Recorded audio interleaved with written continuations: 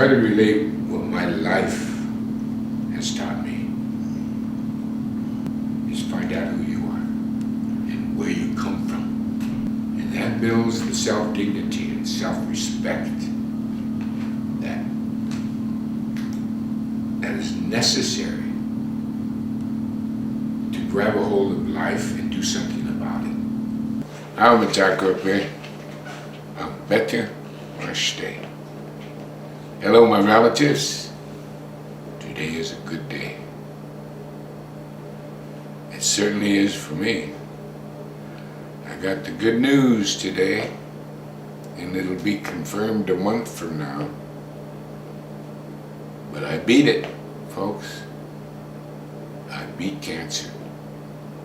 I beat the death penalty, man. You know, I didn't know how close I was. I just found out. My wife was telling someone, my little brother actually, Glenn, how she had called him crying, thinking I wouldn't make it through the night. Because when we first came to Scottsdale, I couldn't sleep. I couldn't sleep. I just walk around all night, trying to be quiet so I wouldn't disturb my wife Pearl. She was afraid I wouldn't make it through the night. And when I would lay down, she'd be wide awake listening, make sure I was breathing.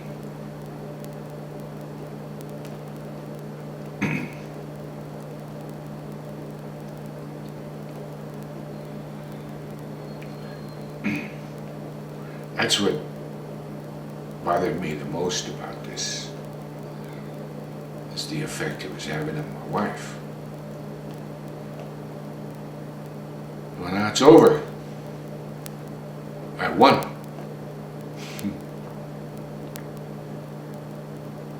And in the meantime, I lost my youngest brother, the youngest of the twins. We call them the twins. Ted Means. You know, he was always my little brother.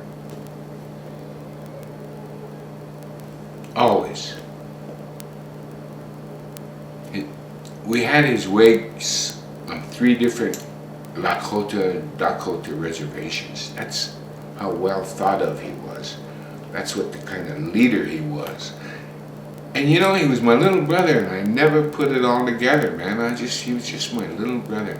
He was a member of the American Indian Movement. He was a leader. But he was my little brother. And then they started talking about his accomplishments. And they were manifested. There were many.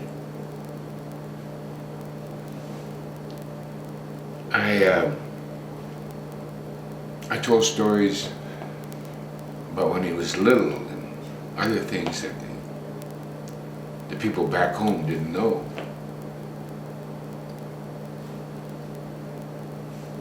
He died on Thankstaking Eve night.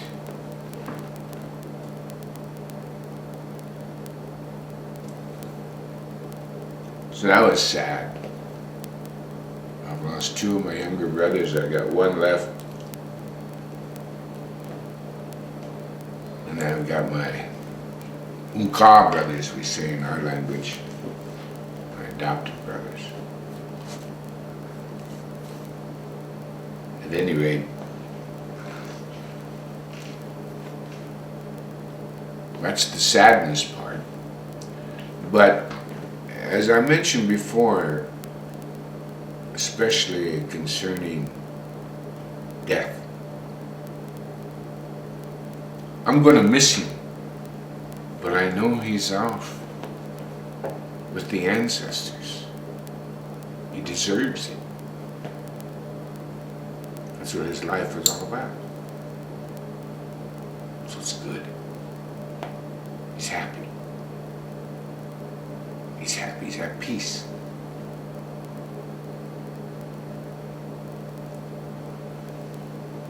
Me? The fight goes on, about $35,000 in debt, but things are looking up because of my oncologist. I'm essentially cancer-free now. I will not die of cancer. He just assured me that today. As I leave Scottsdale and get back to work, now I've got a very real chance, thanks to my oncologist, who treats the Dalai Lama for cancer, who treats kings, Arabian kings from Saudi Arabia, the royal family of Jordan, and the king of Bahrain.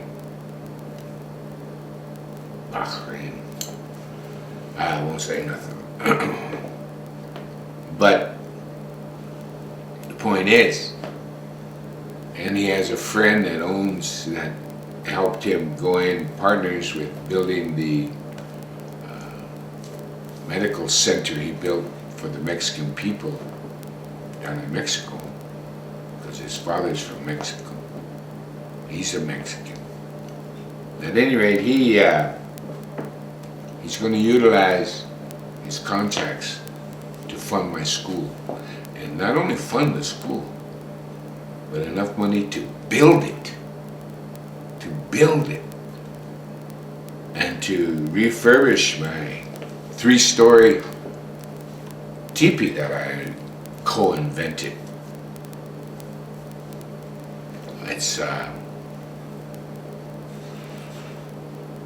Actually it's 4 stories because it's got a full basement. Prefab teepee. I co-invented. At any rate, that's looking up. But I'm also going to do some storytelling videos. Hopefully I'm going to do it with the college, the Oglala Lakota College on the Pine Ridge Sioux Indian Reservation. Failing that one, I'll try to do it with Sinte Glesker University on the Rosebud Sioux Indian Reservation. But I want to do it. I want to be a storyteller of the old-time stories for the future generations. That's one thing I want to do. Another thing I want to do. And then I want to make sure the Republic of Lakota becomes an international entity, recognized. And we have a strategy, we have an international strategy, and I'll get to that in future commentaries. But right now, that's what I'm going to do, is make sure that my people are liberated. My people once again know what freedom is all about. Because America has forgotten about it. They've given up on it for convenience. That's what this society, I've said it before, I'm going to say it again and again and again. All this society is convenience. Hell with the Constitution. Let the government be oppressive and corrupt. As long as we're convenient. Well, that is over with now. And I've tried to warn you all with the economic facts of the United States government. We have to understand America as a worldwide force, it's now over. Look at Russia. And China. Russia just told the United States, lay off Syria. China told them, lay off Iran. What's going to happen? Doesn't that sound like a Lakota home dog barking? You hear that? I like it. It reminds me of home. At any rate, I'm hoping that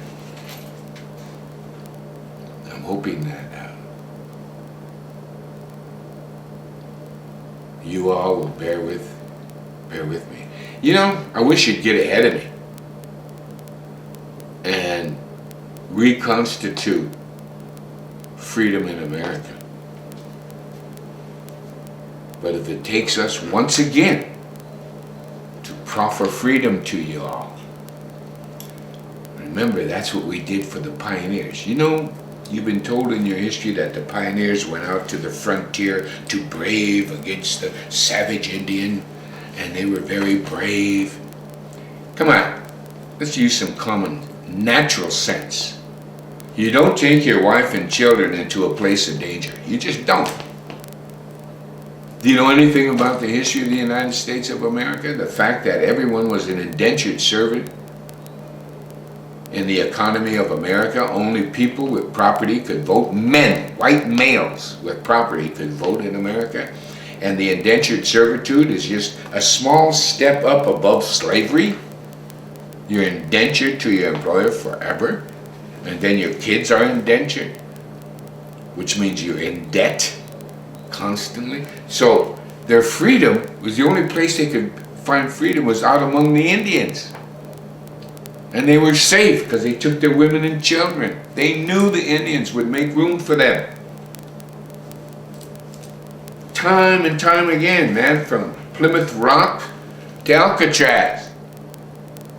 And look what they did with Alcatraz. And I could tell you, but it'd take a long time on what they did with Plymouth.